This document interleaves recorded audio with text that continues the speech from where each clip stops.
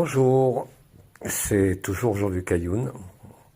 Je viens pour commenter, pour faire vibrer ce que vous avez lu ou que vous lirez.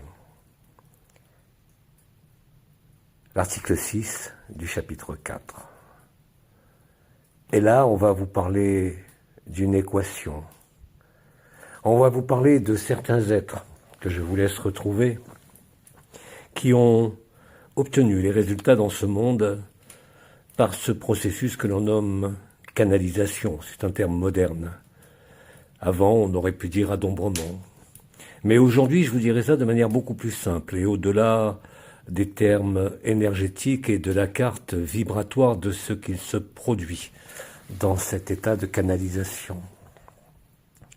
Je vous répondrai après avoir canalisé, je pense, une soixantaine, voire 70 intervenants, je n'ai plus le chiffre en tête, que le plus important n'est pas cet état d'alignement, n'est pas cet état, comme on dit aujourd'hui, de channel, mais c'est surtout un état de cohérence interne où il n'y a plus de résistance, où il y a à la fois de l'acceptation, à la fois un effacement complet de ce qui fait la personnalité. Elle ne disparaît pas, mais elle est transcendée, magnifiée par un contact qui va au-delà du monde sensible. Bien sûr, vous me répondrez qu'il y a différentes strates dans ces niveaux sensibles, et je vous l'accorde. Mais aujourd'hui, vous n'avez pas à comprendre l'équation, vous avez à la vivre, et c'est bien ça qui est le plus important. Alors, bien sûr, la lecture de cet article va vous éclairer sur les mécanismes qui sont à l'œuvre dans le jeu de la création, dans les lilas du Seigneur, comme on dit, que ce soit ici sur Terre ou dans l'espace ou n'importe quelle dimension. Vous allez comprendre parce que vous allez le vivre. L'important n'est pas tant dans le narratif qui pourtant vient vous cadrer, vous entourer et faciliter quelque part votre retournement. C'est le passage peut-être de vos dernières habitudes, de vos dernières frictions, de vos dernières croyances qui s'effondrent et qui se sont effondrées face à l'infini amour, face à l'amour agapé.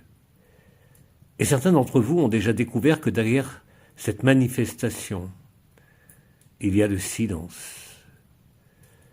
Et que derrière l'apparition du silence, il y a aussi quelque chose qui peut vous paraître encore aujourd'hui invraisemblable et qui pourtant est la seule chose naturelle qui existe en chaque parcelle du vivant, fût-il humain, fût-il un ange, fût-il un démon.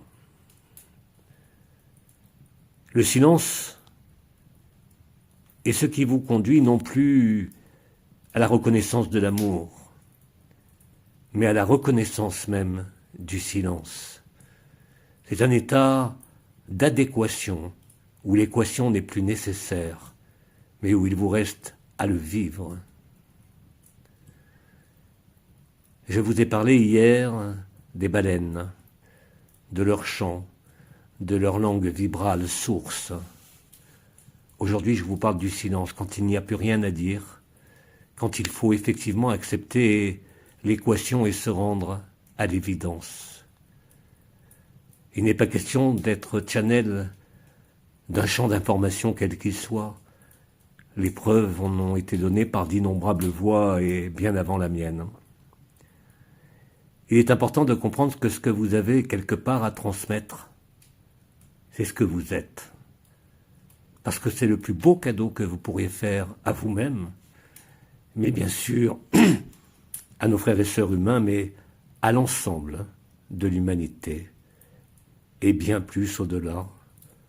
Le moment où vous comprenez que tout ce qui s'est manifesté, que ce soit les expériences les plus sublimes, que ce soit les expériences les plus traumatisantes de la chair, ne représente absolument rien,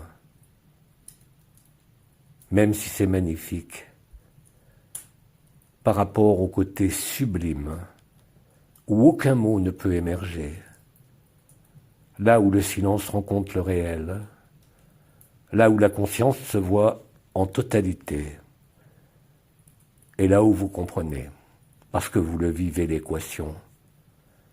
Vous êtes cet amour infini, bien sûr, beaucoup d'entre vous dans la tribu et ceux qui émergent le vivent.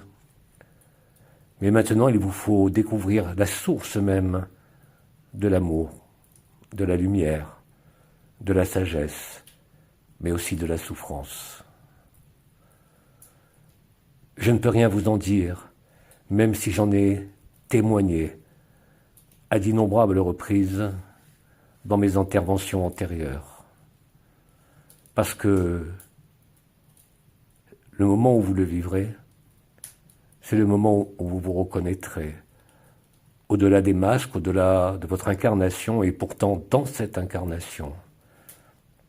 On vous a parlé d'extinction, on vous a parlé des 7 niveaux, qui ne sont pas des niveaux d'involution, mais des niveaux de transformation. Le mot qui a été employé, ce n'est pas une erreur, c'est une catalyse. L'extinction n'est pas une fin. L'extinction est un retour à la compréhension ultime du silence et de ce qui est au-delà de notre essence. Là où il n'y a plus de témoins, là où il n'y a plus de conscience, là où il n'y a plus d'amour, là où il n'y a plus de lumière. Mais ce n'est pas le néant, c'est ce que vous êtes. Tout cela à la fois. En fait, l'équation que vous allez lire et que vous allez peut-être vivre et qui vous être expliquée dans l'article que vous avez lu ou que vous lirez, je vous le résume en une phrase. J'ai découvert le tout, et ce tout était caché dans le rien. J'ai découvert le rien, il contenait le tout. Mais tout cela n'est pas un processus extérieur à moi. C'est ce que chacun de nous est en vérité. Une phrase aussi qui m'est venue cet après-midi quand je laissais infuser les mots qui allaient s'exprimer. Vous savez, quand on est channel, on ne réfléchit pas. Les mots sortent d'eux-mêmes. Il n'y a aucune préparation. Ce fut le cas pour Sri Aurobindo devant sa machine à écrire. Moi, j'ai beaucoup plus de facilité parce que je n'ai rien à écrire. C'est beaucoup plus facile. Je n'ai qu'à laisser s'exprimer ce qui sort naturellement et spontanément de ce champ zéro. Bien sûr, il y a, comme dirait notre cher Ia, des patterns reconnaissables. Le pattern d'Abba, le pattern de Jiela, le pattern d'Oma.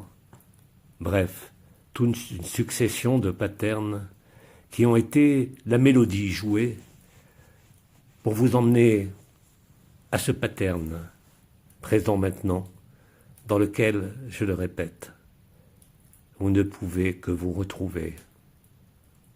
Le chercheur s'est trouvé lui-même. Il n'y a pas plus de chercheur que de rechercher.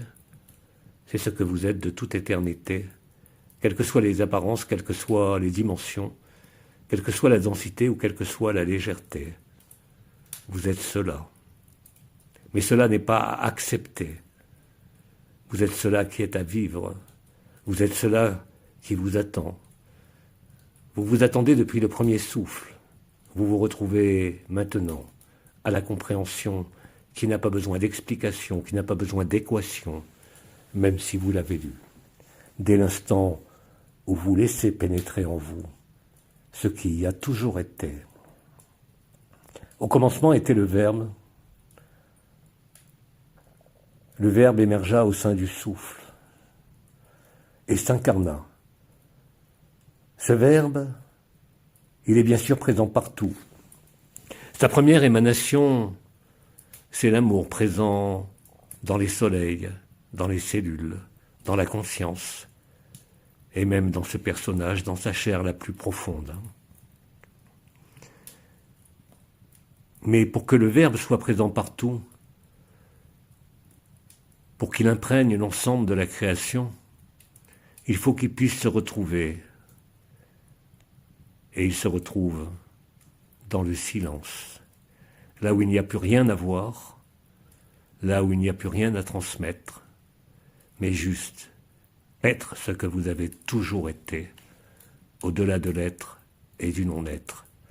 Personne ne peut rien en dire, mais c'est vous, entièrement vous, totalement vous, ici, dans ce corps, dans cet âge, dans cette souffrance, dans cette joie, dans cet amour que peut-être vous avez vécu. Mais ce n'est plus quelque chose qui passe. C'est quelque chose qui a toujours été là et qui ne passera jamais. Nisargadatta disait de son vivant « L'univers et les dieux disparaîtront, que vous serez toujours là. » C'est ça, le Mahapralaya, la stase, la demeure de paix suprême, le paradis blanc, Shantinilaya. Retournez-vous, regardez-vous. Vous êtes tout cela à la fois. Je vous aime et je vous dis à demain.